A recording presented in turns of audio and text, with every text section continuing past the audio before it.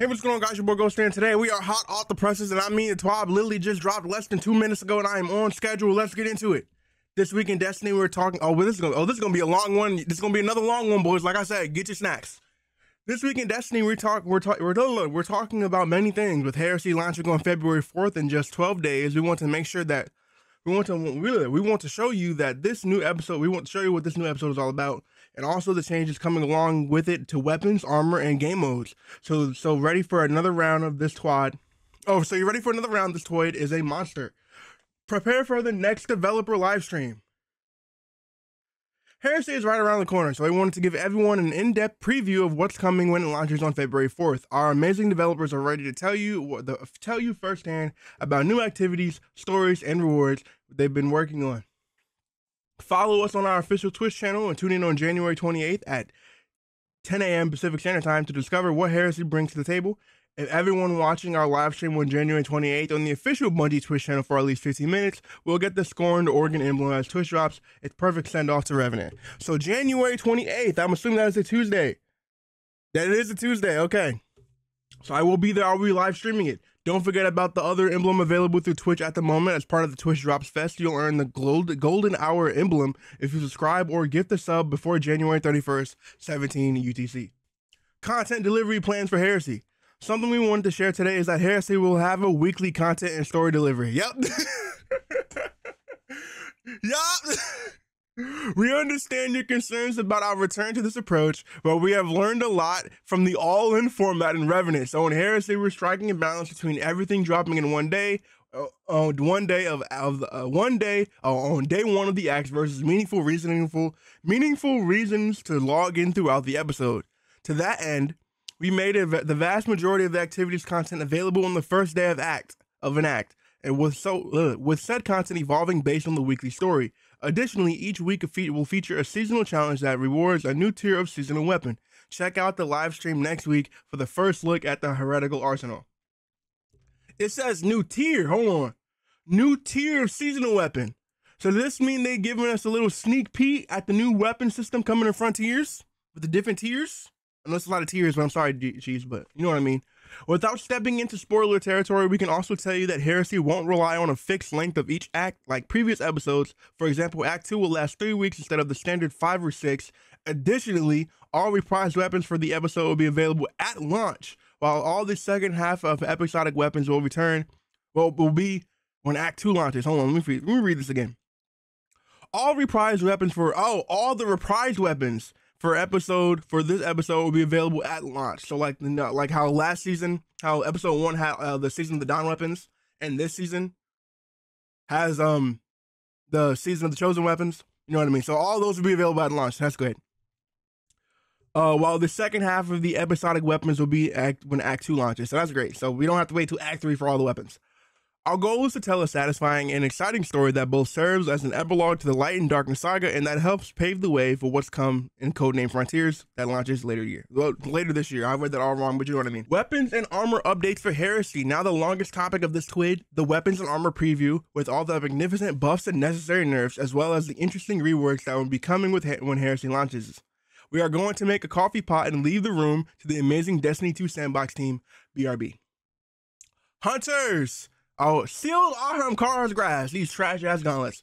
Sealed Aham Kara's grass have struggled on a hunter due to a large array of arsonate reload options that hunters already have access to. We reworked this behavior to have a bit more of an exotic flair in terms of playstyle.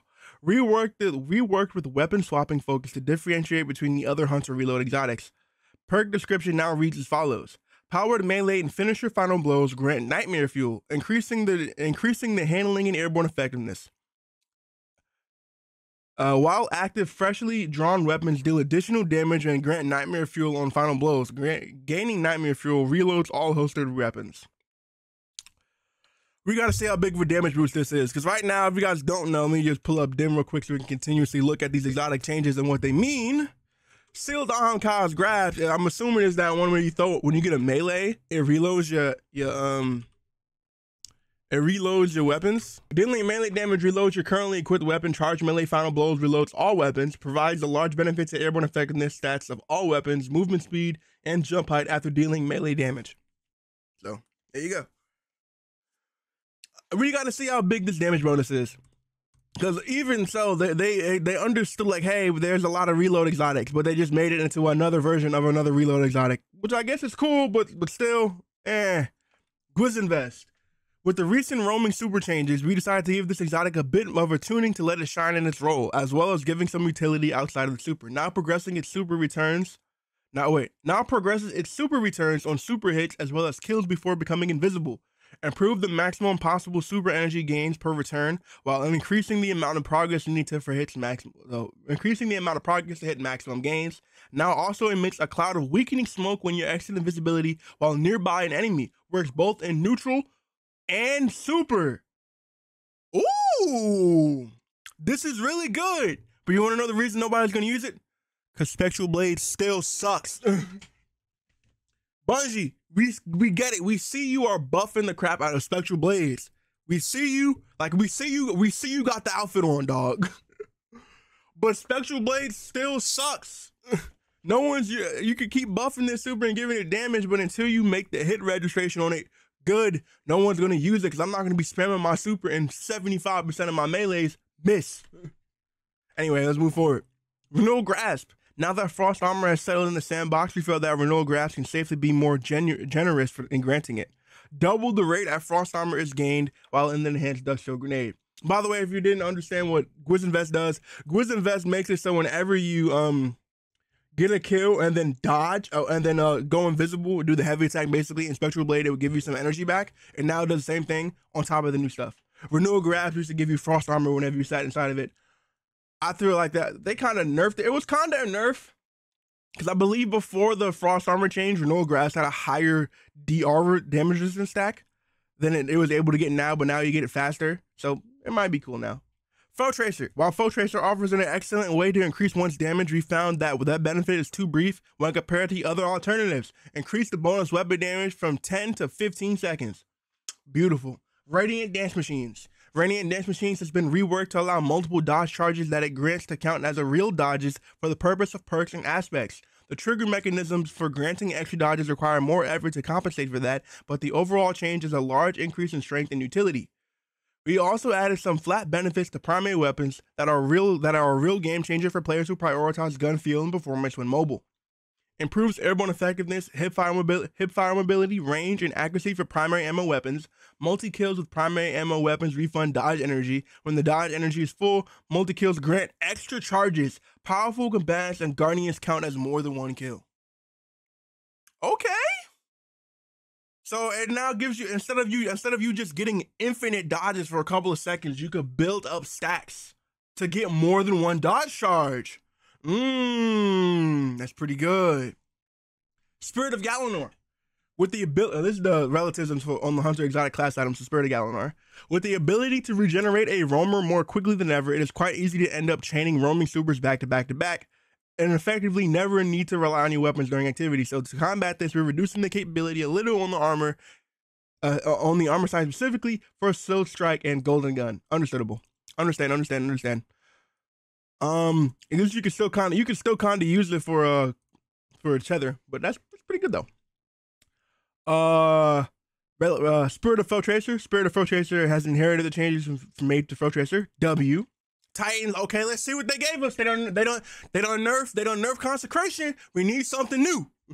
Titan Ramparts was last adjusted to account for its problematic dominance in PvP. Understandable, yes it was, but that came at the cost of its value across the game. In the current sandbox, we found that many of its downsides can be removed safely in PvE, even with the small buff that gives it in PvP without introducing the toxic play patterns. Remove the several downside applied by our Assault Barricade to bring it in line with the base Towering Barricade behavior. So cumulatively, these changes result in a Towering Barricade you can shoot through with no other downsides while Titan is equipped in PvE. Increase the barricade health from 400 to 500, no longer increases barricade cooldown, no longer decreases barricade duration. Further increase damage dealt in Titan Barricade by Guardians. They increase the damage that Guardians do to it to 160 to combat the extra health increase and the cooldown. This result is as an identical effective barricade health in PvP, 2.5 less than these changes. Eternal Warrior. Let's see. We want the Eternal War to be an appealing option in both PvP and PvE. For players interested in building into Fist of Havoc, we're giving it increased super duration on final blows, a nostalgic effect for longtime players that thematically align with the exotic. Understandable, but this exotic is still ugly. And what I guess so. For my I don't know, man. Especially with the Roman super buffs of Fist of Havoc. You guys didn't know Fist of Havoc did get hit by those Roman super buffs, so you get it really, really fast. It can cloud a room. You can definitely clear some ads with it. It's not nothing for boss damage though. I'll tell you that much, but I'm probably still not gonna use this. Cool idea though. Ursa Furiosa. Our recent changes to Ursa Furiosa is to integrate it with the Unbreakable aspect have yet to encourage significant use. So we want to lean further into supporting Unbreakable by changing the energy return by blocking the Unbreakable to be grenade energy. Wasn't this already a thing? Am I tripping? Didn't they say this is gonna be a thing for Unbreakable in general? Am I tripping? I'm like 75% sure they said this already. Blocking damage with Unbreakable now returns grenade energy instead of super energy. Grenade energy is returned at the end of the Unbreakable and is scaled based on the amount of damage you blocked with it. Didn't they already do this? But oh, this is maybe just okay. So I think if I'm remembering correctly, they did make this change so it makes it grenade energy by default on Unbreakable. Does that mean Ursa just gives you even more grenade energy back? But getting super energy from it was actually pretty good. I don't know if I like this trade-off. I'm gonna be honest with you. I don't know if I like it. Capri's Horn up, Quad King, about to have a fit or go crazy. Capri's Horn is getting a glow up. It still causes your barricade to emit waves of damaging solar energy, but with this update, they have been significantly enhanced. Now sends out 3 waves of flames instead of just 1. The waves no longer return to the barricade. They only travel outward once. Tracking on the waves has been enhanced. Combatants damaged by these waves are enveloped in a sunspot. Players are enveloped if they are defeated. Now requires a solar super to be equipped to create the flame waves. Never mind. Quad is not going like that. Quad is not going like that. Oh no. I can hear this now. Because Quad King uses, if you guys don't know Quad King, he's the only person that I know who actually uses Capri's Horn in PvP and gets like legitimate like usage out of it. He's gonna be pissed. Because now you can only use it on solar. That sucks because he used it on Void. Oh no, he's gonna be like, man, I'm sticking to Marvel Rivals now. Anyway, insurmountable Skullfort. As difficulty goes up, Skullfort can feel overly punishing when you fail to land the final blow it perks demands. To alleviate this issue, we are extending its effect to grant partial refunds from any melee attack to help rebuild crucial momentum. Now grants any energy to arc melee abilities when hitting target with any melee attack. Amount granted varies on the melee used. From most to least, energy granted goes powered melees, non-glaive, unpowered melees, while knockout is active. Okay, so not getting knockout melees, unpowered melees, including glaives. Okay, that's how much you get back. Spirit of the Bear. Spirit of the Bear has inherited changes to Ursa Furiosa. Spirit of the Horn. Get the same thing. Spirit of the Horn has inherited the changes to make the Capri's Horn. On thruster, Spirit of the Horn will now emit 4 waves in an X pattern. Okay, that could be kind of cool. Might have some there. I don't really know how I feel about these Titan changes. I don't really see anything here that I'm going to use. And I'm kind of disappointed by that. I don't see none of these exotic changes to any of these Titan exotics make me want to use them. Ow. I'm going to be 100% honest with you. I don't care about any of these, which kind of sucks. I always love looking about the exotic changes. Let's see what Warlock got. Storm Dancer's Brace. Much like Spirit of Gjallarhorn, we wanted to tune back on how much return energy was given for roaming supers via exotics. To compensate, we wanted to give Storm Dancer's Brace a little more love in the potency granted in the Storm Trance while you are in super. Granted Storm Trance, I'm sorry. Double the damage benefit per stack of Ascending Amplitude from 20% to 10%. Was 10%. Okay. Now reduces the cost of Ionic Blink during super by 50%. Reduce the maximum amount of energy refunded to 30 was 50. Understandable. It needs to be nerfed. Even though Storm Dancer, no one was using Storm Dancer's Brace at all. I mean, people might use it now. You might get a good amount of damage back. I used it. I used Storm Dancer's Brace, but I only used it as a swap exotic. It was never something that I always had on. Geomags. Part of the charm of Geomag stabilizers was lost when was lost when sprinting to get the super was removed due to PvP. With the introduction of Bolt Charge in the Arc Kit, there was an opportunity to bring this experience back without breaking PvP. Added a new perk. Sprinting while near max Bolt Charge will top it off. Starts at 6 stacks of Bolt Charge. Re-enabled the VFX where the boost sparks while sprinting. The boots spark while sprinting near max Bolt Charge. Increase the super energy gain from the Ionic Trace from 7 to 7% was 2. Ooh. Okay. Secant Filaments and Spirit of the Filaments. Ever since the anti-champion capabilities were expanded to work with elemental verbs inherently, Secant Filaments have felt like an exotic lost to the flow in time. Giving it a satisfying loop feels like a nice way to give a perk some love for the base, both the base and the spirit counterpart. Now it gives class ability energy per kill while Devour is active. It's a good one. That's a good one. I still don't think anyone's gonna use it though, but that's a good one. Speaker Sight. Oh no. Speaker Sight paired with the Ember of Benevolence allowed Warlocks to earn massive amount of ability energy via the healing turret, even if they and their fire team were at full health. Speaker Sight's impact should still be rooted in the actual healing of injured guardians, so we're making a change to how the healing turret selects its targets. Healing turret no longer targets allies at full health. Allies need some damage to their shields to be eligible targets. Understandable. Ain't no way. Hold on. Verity's Brow and Spirit of Verity. The Death Throws buff is quite potent, but it's easy to let it run out when you lose all your grenade benefit.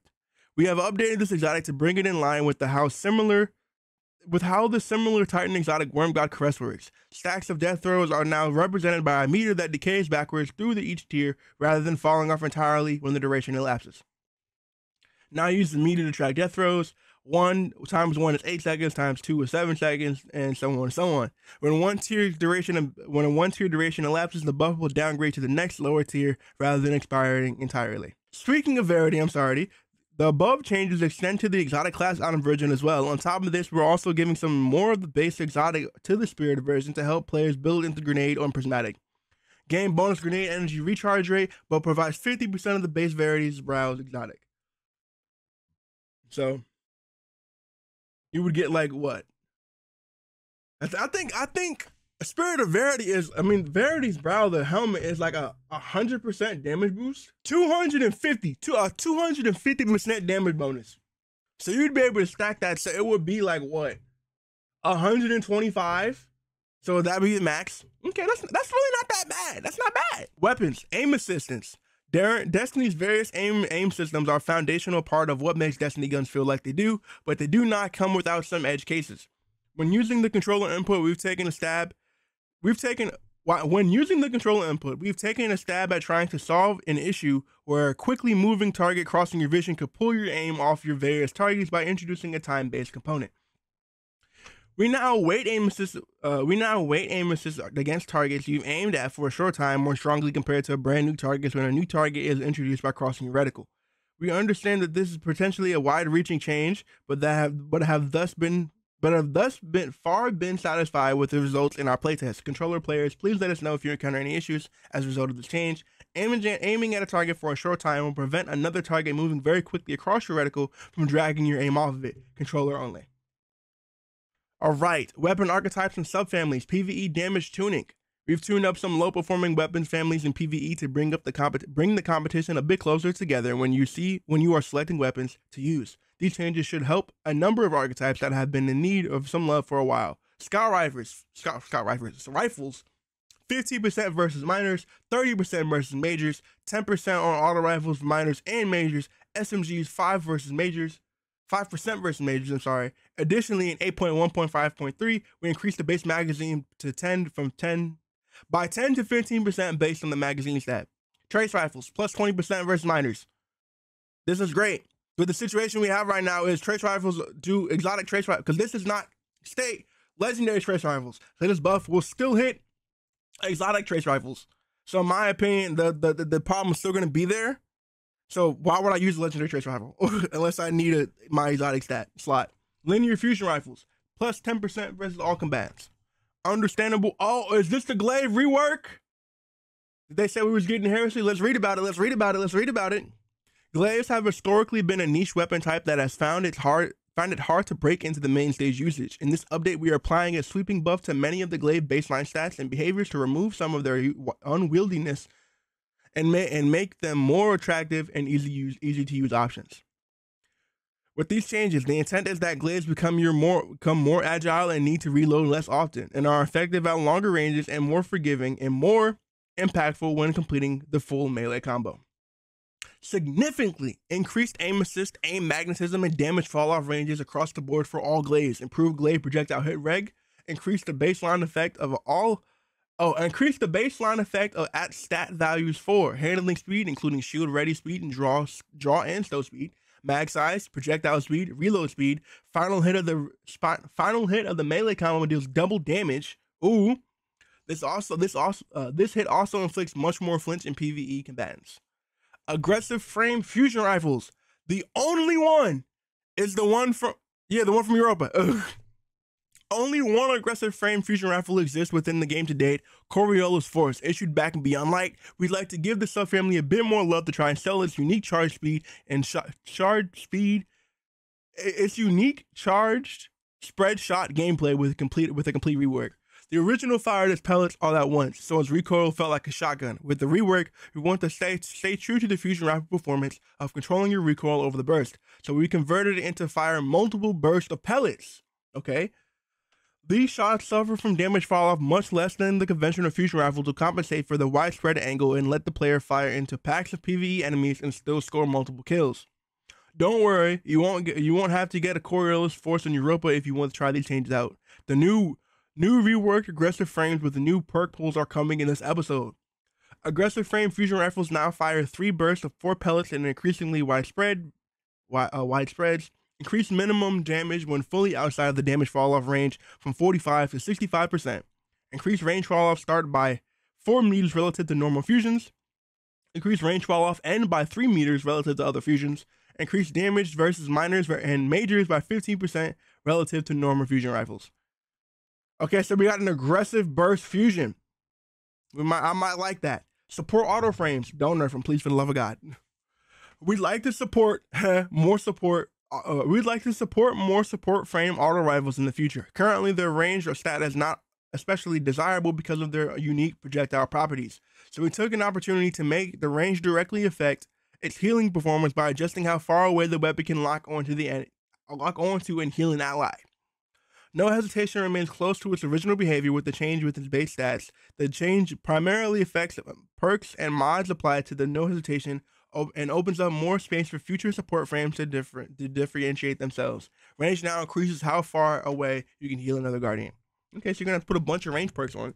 How much range does it have now?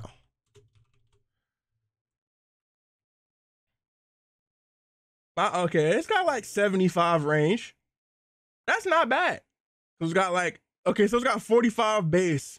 And then I got a 10 plus for Hammer Forge, 10 for Accurise, and 10 for Masterwork stat. So like, that's actually not that bad. Oh no! They already said they was nerfing them. Let's see what the nerf is for rocket sidearms.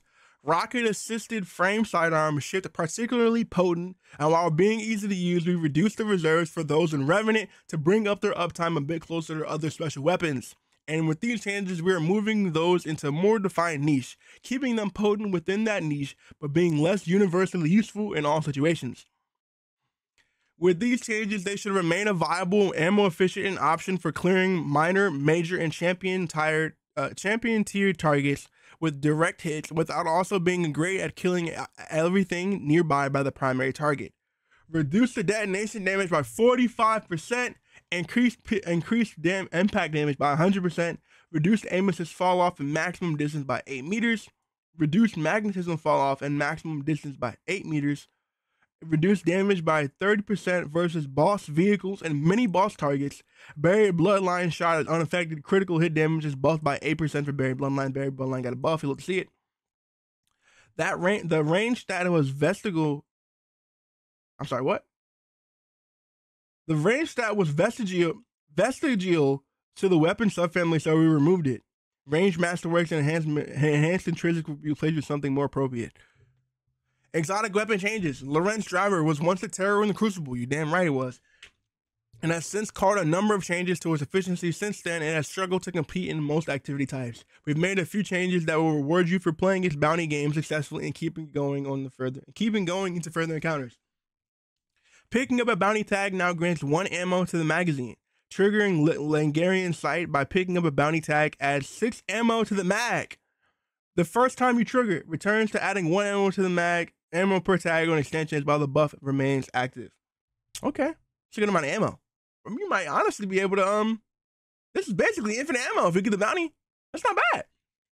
We've made a few adjustments to Delicate Tomb to help get it into the Tempest Cascade loop a bit more predictably and give it significantly more punch while buffed. Increase the chance to make an Ionic Trace from minor combats from 4 to 10%. Increase the PvE damage bonus from Tempest Cascade shot from 30 to 100%. Remove the timer for Tempest Cascade, last until fired. Pretty. Oh my lord, we got Darci buffs. Hold on, we got Darci buffs. Darci has long struggled to compete with its exotic brethren, so we're taking a stab at building a niche for it in the fire team, the way Gjallarhorn and Urgosum have found there for their respective weapon types. This new catalyst should give you an edge up in encounters where snipers may not previously have been viable. Added a new catalyst perk, Network Targeting. Hits with personal assistant active grant you and nearby allies improved overall weapon performance and precision damage with non-exotic sniper rifles. Improved recoil, flinch, target, and handling and precision damage. Stacks up to 5%. Darci also gets this buff. Darci user also gets a 15% damage after 15% damage bonus after granting 5 stacks to a teammate. Edge. Okay. I still don't think nobody's gonna use it. But that's actually pretty good. How much? We gotta see how much damage it is though, because if it's actually a big damage, that actually might be solid. Supremacy about to go crazy. All those freaking fourth times, like Supremacy is gonna go stupid. That actually might be good. People might actually pull out Darci for something other than range testing. That actually could be pretty cool. The class exotic glaives have felt a bit clunky since their addition to the game. We've made some changes here, along with the global changes to glaives that we hope will smooth over the gameplay loop on each of these, as well as add an additional neutral game value outside of special shots. All exotic class glaives will no longer tie to glaive energy, now trigger on the 6th weapon hit to allow special ammo reload, increments of both shots and melee hits. Perfect. I was worried about that. I'm like, just melee? That kind of sucks. Edge of Concurrence. Effects of jolting feedback trait added to the intrinsic trait. Ooh, wait a minute. So you're telling me I could bing, bing, bop, boom, bop somebody with my glaive and they'll get jolting feedback? That's kind of good. Edge of Concurrence gets the stabilizing rounds. Stabilizing rounds is kind of mid, bro. I ain't gonna lie to you, dog. But hey, it's cool, but the cooldown is too long. Cooldown is too long, man. Edge of Intent. Effects of incandescent trait added to as an intrinsic perk. Added a cure pulse to special impact shot. Healing turret no longer targets allies at full health. Allies need some damage. Yeah, we know that already. But I feel like, once again, the Titan one got the short end of the stick because the stabilizing rounds sucks. It's just not good. It ain't that good. I mean, I'm gonna say it's bad. It does a lot of chunky damage, but the cooldown is so freaking long. But hey, man, it's all right. Centrifuge. Centrifuge is perk that reloads the magazine while sprinting, encourages pivoting and repositioning. But as it stands, the magazine is just a tad restrictive. Sometimes it feels burdensome in PvE. We have increased the magazine size to increase the potency of this perk and let you keep the weapon's accumulated charge for longer before needing to reload. Increase the magazine size to 45. Make it 60. Make it 60. 45 might not be big enough, bro. Make it 60. Because I actually used Centrifuge for a good amount of time. And I always felt the magazine was just not big enough. What is it at now? Isn't it like 30? I think it's like 30. 33. So it's like what? 12 extra bullets? I don't think it's gonna be enough. Dead Messenger, Hardlight, and Borealis. We're revisiting the exotic perk, the fundamentals to modernize it a bit. Elemental keywords such as Restoration, Volatile, and Volatile become a part of Destiny 2's modern fundamentals. The stat bonus based on our current element has been removed in favor of the damage bonus when when you apply or receive the elemental keyword matching the current elements. We're also giving a small stat bump to Borealis since his high-skilled PvP players have taken a liking to its current stat offerings. Cool guy, he's got crazy. That man, cool guy, used to love him some Borealis. In year 1 of D1, D2, I mean. The fundamentals, new effect, grants a 30% damage bonus, 10% in PvP, to the weapon for 10 seconds when you apply it or receive an elemental keyword that matches the currently selected damage type of this weapon. Remove the effect no longer grants different stats, so they got rid of I forgot the name of the perk that gives you the different freaking bonuses depending on your subclass. Got rid of it. Borealis only increased stability by 20%, aim assist by 10%. Increased stability by 20, aim assist by 10 to permanently grant the void element bonus that it will no longer have access to since Borealis is a sleeper pick in PvP. The bonus was selected over Arc since there are more ways to gain handling. This to give you a reason why. Telesto!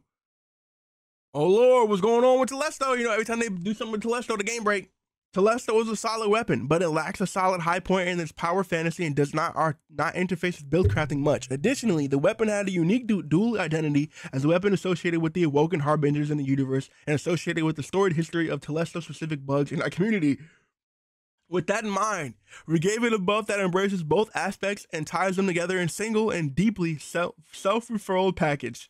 Self-referential package. How do we buff Telesto? Make it more Telesto. Harbinger's Pulse now only refills Telesto's ammo from reserves instead of Telesto and your kinetic slot weapon. That's perfect fine because kinetic doesn't really matter. Now triggers with any void final blow. Final blow requirement increased from 2 to 3. However, Telesto final blows count double. In other words, 2 Telesto final blows, 1 Telesto final blow plus another void final blow, or 3 other void final blows. Multi-kill timer increased from 2 seconds to 4.5 seconds. Catalyst, Harbinger's Seed. After 3 activations of Harbinger's Pulse, special reload weapon to cause a rain of Telesto projectiles on your next direct hit. So that little, hold on. So you're telling me that freaking void artifact mod that we getting right now was basically them testing the Telesto Catalyst? Oh, that's hilarious. So let's go read what Telesto does now, because I've like almost never used Telesto. I know I'm missing out. Let's go look at it. Hold on. So Telesto, unplanned reprieve. So this is basically this basically a whole rework. It's a whole rework to the weapon. I see this is an absolute W. This is an absolute W. Vexcalibur.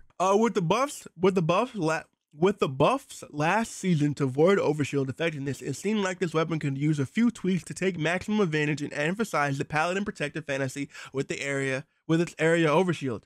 We've made it easier to generate guard energy in PvE when wading through the enemies and quicker to apply the overshields to your allies. As weapons made to hunt and kill the Vex, we've figured this would also be a good opportunity to reinforce this theme as well. Triggering Perpetual Loophole by scoring a melee kill with your overshield while an overshield active now also fills your glaive energy to full. Slightly increase the void overshield trickle on rate to nearby allies and yourself while guarding. Increase the potency of Vexcalibur's secret innate advantage against Vex. Vexcalibur's secret damage bonus when striking with its projectile against a certain enemy faction has been increased from 10% to 25% to match Wishender and Malfeasance. Vexcalibur now briefly disorients non-boss Vex with its melee attack. Okay, that's cool. I gotta see how these glaive changes feel. I hope they feel good because I want to use glaives, bro. I always like using new weapons. But the fact I never in my life thought that Telesto was gonna complete brand new rework. But at least on the bright side, we know that when Heresy launches and the servers breaks, it's because Telesto got buffed. Wardcliff Coil is a classic weapon that is easy to use but lacks a niche in a lot of content. We want to double down on the thematic chaos with tie in the new arc keyword Bolt Charge, which Wardcliff Coil will grant stacks to all nearby allies when fired. This change should appeal to players who want to bring more firepower to the fire team without needing a game plan or more complex than stand near allies, look at enemies, pull the trigger. New intrinsic effect. Grants 1 stack of Bolt Charge to all nearby allies for every 2 rockets fired, 4 stacks per trigger pull. Okay. Queenbreaker. One of the most requested features for this weapon was to be able to special reload to swap between scopes while in game. We've added that functionality along with some other changes to make each scope firing mode feel more unique. Okay. Players can now special reload at any time to swap between scopes. Marksman sights retain the previous behavior of firing a single shot that chains to nearby targets and blinds them. The range of this chain has been increased to from 8 meters to 10 meters to make chaining easier. Combat sights now alters the weapons to fire a 3-round burst at a charge time of 533. Sustained damage on a target decreases so it's got. Oh, I like that. I like that a lot. It's got controlled burst now. Combat sights now alter the weapon fire to a 3-round burst at charge time of 533. Sustained damage on a target decreases the charge time of the weapon to 300 charge time with no loss to damage. Useful for quickly dealing damage to bosses or other high health targets. The scope that you select in the inspection screen will determine which scope will active by default when spawning into an activity. Alright. The colony. Oh, they did it. They actually did it. Oh my goodness. The previous changes to the colony did some interesting things, but it still ends up losing out on other grenade launchers due to its base gameplay and proximity detonation behavior. We've made a change to push this closer to other GLs and damage. Increase the detonation damage by 40%. This puts the damage per shot a little above legendary drum grenade launchers. Increase the number of bots spawned by 1 for all enemy tiers except players. Players 1, minors 2, elites 3, champions, mini bosses, and bosses 6. Beautiful. Quicksilver Storm. The previous change to this weapon were a little too much, so we've rolled back some of them. Reduce shots required to trigger a rocket by 17%. That might be good enough to do it. Legend of Acurus. Acurus has long been a viable but particularly niche pick. With the shotgun changes doing well in the last release, we wanted to give this a bit more love in the meantime. In the same theme, I'm sorry. Reduce spread angle by 33%. Increase projectile range from 12 to 18 meters. Beautiful. Fourth Horseman. Let's see if it makes me buy it out of the freaking monument, because I still have not bought this thing. Fourth Horseman has also been a particularly niche weapon. We've made some changes to help it excel at its mag dump weapon fantasy. Reduce the rate of fire slightly to give more control over wasting shots. Lowers ammo from reserves to magazine per kill. It's pretty good. Oh no. They buffing Lord of Wolves. Good Lord. See what they do. They're gonna bring the wolf pack back. I'm telling you. Lord of Wolves have had a storied history of terrorizing multiple parts of the game and has caught a number of nerfs because of it over the years. With the release and success of Gjallarhorn 1, we have taken a similar approach to redesigning this iconic weapon. Increase range and reduce base damage. Remove accuracy penalties from standard fire mode. Release the wolves now triggers on hip fire instead of special reload. Fires a full auto. Greatly increases the damage and rate of fire. Reduce accuracy and range. Catalyst. Reload speed and stability boosts are now built in. When they release the wolves of active, dealing damage to a target scorches them. When ADS, defeating targets spread scorch to nearby combatants. Okay, it's pretty good. Pretty good. Since Bolt Charge is about creating a devastating lightning bolt, it seemed appropriate to interweave that into Cloud Strike's gameplay loop. For Bolt Charge, abilities are the only way to discharge max stacks, unless you're behind the Striker's Stormkeeper barricade.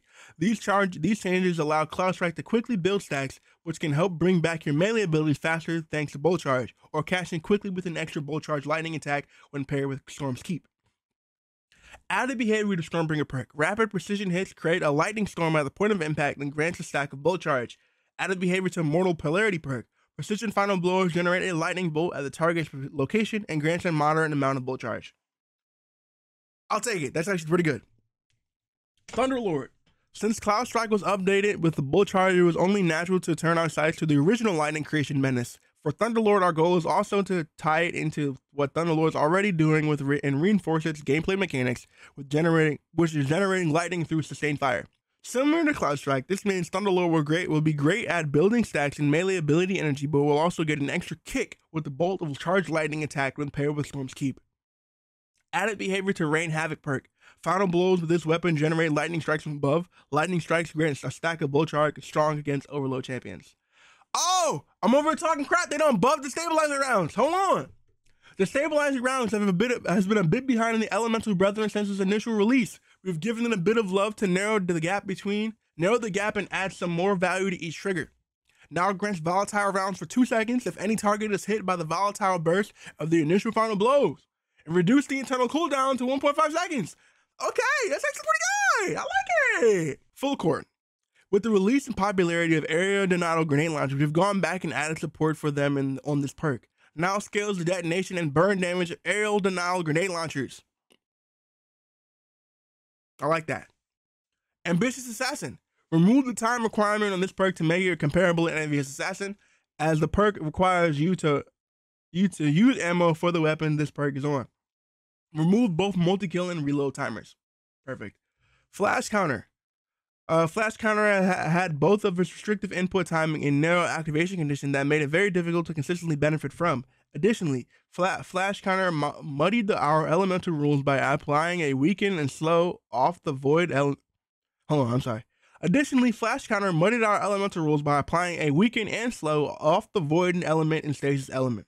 We've opened the activation condition to trigger a blast in front of you while you're guarding against any damage, increased the damage of its blast, and made it disorient combatants.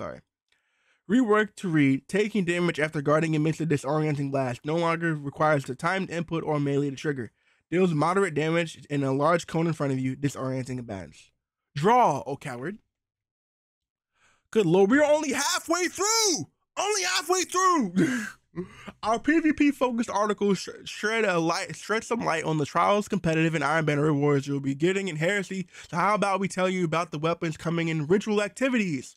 We have a legend with a renewed spark, the remaining element for the legendary rocket sidearms, and also a sword that's neither a blade nor from Regix's arsenal. Lotus Eater, void rocket assisted sidearm. Third column, strategist, feeding frenzy, well-rounded, shoot to loot, beacon rounds, reconstruction. Fourth column, one for all, redacted so new perk, high ground, reverberation, frenzy, and adrenaline junkie. Palindrome, it's arc now. Okay. I was kind of hoping for void, but it's okay. Third column, closing the time, elemental capacitor, explosive payload, redacted, outlaw to the pain. Fourth column, magnificent house, snapshot, master of arms, opening shot, redacted, and desperate measures. I don't really know how I feel about this. Oh, they done massacred my boy. Oh no! I sure do hope these two perks are good in PvP, because this is looking cheeks. I ain't gonna lie to you. Vanguard Ops, Cynosure, a strand aggressive rocket launcher. Third column, reconstruction, envious arsenal, slice, demo, field prep, tracking module, synthetic arsenal, impulse. Good lord, I forgot this perk even existed. Sympathetic arsenal, I completely forgot about this perk. Good lord. Impulse amplifier, ambitious assassin, discord, danger zone, overflow. Fourth column, chain reaction, explosive light, redacted, bipod, cluster bomb, quick draw, lasting impression, adrenaline junkie, reverberation, desperate measures, high ground, hatchling. Okay, Gambit, back feign, arc rapid fire glaive. Third column, impulse amplifier, beacon rounds, redacted, grave robber, immovable object, tilting at the windmills, shot swap, steady hands, replenishing Aegis, field prep, lead from gold, and mulligan. Fourth column, redacted, bolt shot, swash, surrounded, unrelenting, wellspring, vorpal weapon, unstoppable force, close to melee, desperate measures, adagio, and adrenaline junkie. Crucible, Jockster's longsword. I think we went over this in the last update, in the Crucible thing. But anyway, closing time, demo, it's a void burst. Oh, heavy burst. Oh, wait a minute. No, it didn't. This is wait a minute. This is a 2 burst. It's a heavy burst. Third column, closing time, demo, dragonfly, killing wind, gunshot straight, lone wolf, pugilist, enlightened action, rewind rounds, repulsor brace, strategist, and shoot to loot. In the fourth, adrenaline, desperado, desperate measures, destabilizing rounds, withering gaze, head seeker, high impact reserves, under pressure, one for all, swash, redacted, and zen moment. More weapons leaving soon. To make room for some of these new weapons, others have to lead the pool. We've already told you about some of them, so here are the remaining ones. While you can still focus them on the respective vendors, their death versions won't be available, and you won't get them dropped from activities, so don't miss the opportunity and get them now. Nightfall, on the current, the last week is coming up. Trials of Osiris. The Prophet is that's the scout, right? That's the station one? It is. It says scout. I don't really care about that. Iron Banner, Reese Walker. I got a guy roll of that. Lethal Abundance. Good thing Frank got his guy roll already. So make sure y'all get these. Wait, that's this week. Oh, Y'all better get y'all freaking God Rolls of Reese Walker and Lethal Abundance if y'all still need one. Good Lord. Okay, that's it. And we're done for today. That was a lot, and we have a bit more for next week. So let's not make this chunk of a twid bigger than needed. Just be ready for only 12 more days until Heresy. Ayat. Okay. All right. That was a good little TWAB. Another 48-minute banger. I'm gonna get straight to editing this so you guys can have this up by sooner rather than later. Thank you so much for watching this video. Let me know what you guys think in the comments below. Were any exotics that you wanted to get changed? Did they get changed? If they did get changed, are you excited about the changes? Let me know in the comments below. Have a good one. Remember to stay spooky. Peace.